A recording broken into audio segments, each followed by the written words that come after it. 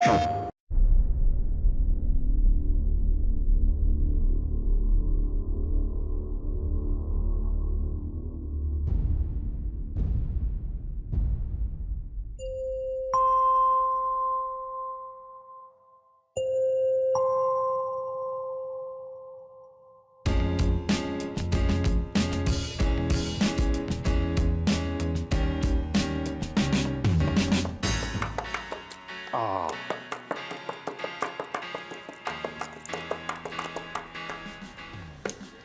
We don't want to be just a factory game studio.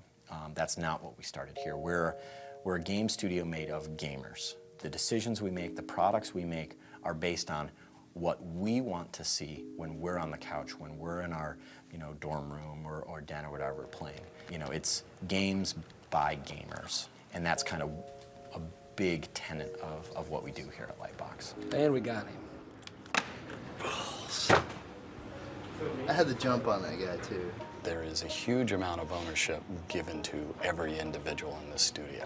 So the vision for the game is really a collaboration of everyone at Lightbox and at Sony, because they have a lot of input also. We've got an interesting relationship with Sony Santa Monica specifically. Our producer, Harvard, works as our contact and liaison for not only all of the Sony work that has to be done, but also the sharing and communication of techniques and process, not only from the God of War team to us, but vice versa.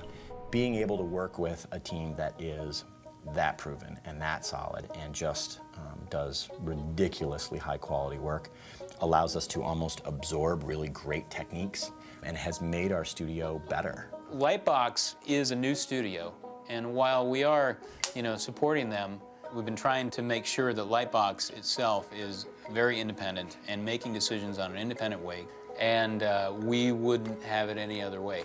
I think that's going to make the best game. One of the things about Lightbox that I'm really, really happy about is the people that we have here. And I think part of our ability to hire that team is that we're located in downtown Austin. I think that brought us a talent pool that we might not have been able to draw in certain other places. It's a fun city, it's a cool city, and people have fun living here. I see the quality and the diversity and the strength of the work that the team's doing, and it's like the energy of the city, it's fueling them, and that's good for the game. There's something liberating and re-energizing about joining a startup. You never drop into second gear. It's just go. Decisions are made and you move forward. Lightbox, as cheesy as the metaphor sounds, they love to shoot from the hip. You can't play against this. Hell no. Does he get graded on the sound of his snaps? Starhawk is the spiritual successor to Warhawk. It was a really successful multiplayer-only game. We wanted to change things up a bit. It has a single-player campaign. That's where our character Emmett Graves comes in. He and his brother, a family operation, had a rift claim out in a distant planet. As is unfortunate and common in the frontier, an outcast warband rolled in and destroyed their extractor, and the rig exploded. As what happens with exposure to rift energy, both brothers were directly exposed. It's incredibly painful for Emmett, and now he bears the mark, the brand of an outcast warrior, and he became outcast himself. And so Emmett ended up being almost like a hired gun, like a gunslinger. So we have a Wild West situation happening out on the fringes of space. So we put those things together and we say, we feel like we're in a good position as a team and in terms of where the market for shooters is at right now, for us to do a game that's not super linear, that gives the player more empowerment to approach situations the way that he wants to approach them. The build and battle system is one part of doing that. The thinking behind build and battle is, in any shooter, you would go to your inventory and pull out a weapon, a pistol, a rifle, a rocket. Each one of those weapons has a specific role in the battlefield, and the player is required to make moment-to-moment decisions as to which weapon to use. Build and battle takes that one step further. What would happen if the player could pick out a bunker or pick out a device that would spawn hawks?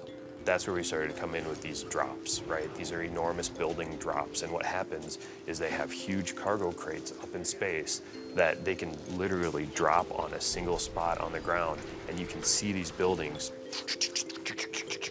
and you have a structure that was built in real time, not turn-based or anything like that. And then boom, there it is. Running around, shooting, but being able to build things while you're doing all this is really dynamic, and it makes for a very exciting experience.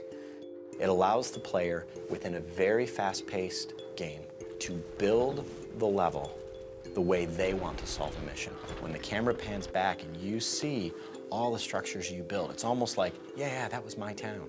I built that. Oh, and I remember the battle over there. Fun.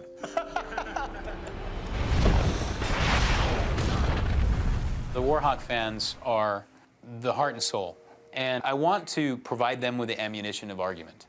So when they get their buddies that go pick up some other shooter or something like that, I want them to be able to go like, yeah, but can you do this? And have you tried that? And really give them the opportunity to be proud of the game they're playing and want to show it off to their friends just because it's freaking cool. And I think that's what we're trying to create from a community standpoint, is that kind of pride of ownership, in a sense. The work that's been done in the past year, it kind of blows my mind. Like, it's such a great, I don't know, I'm kind of belaboring the point in a very inarticulate way. It's pretty rad. I'm really proud of our team. I'm taking this one.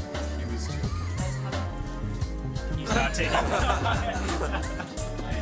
Well, you just touched them all. Fantastic. We don't actually work that way.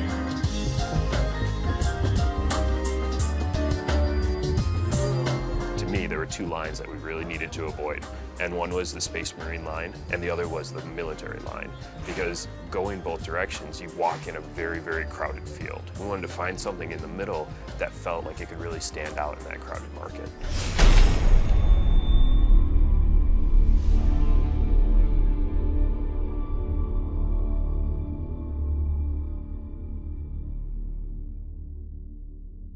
PlayStation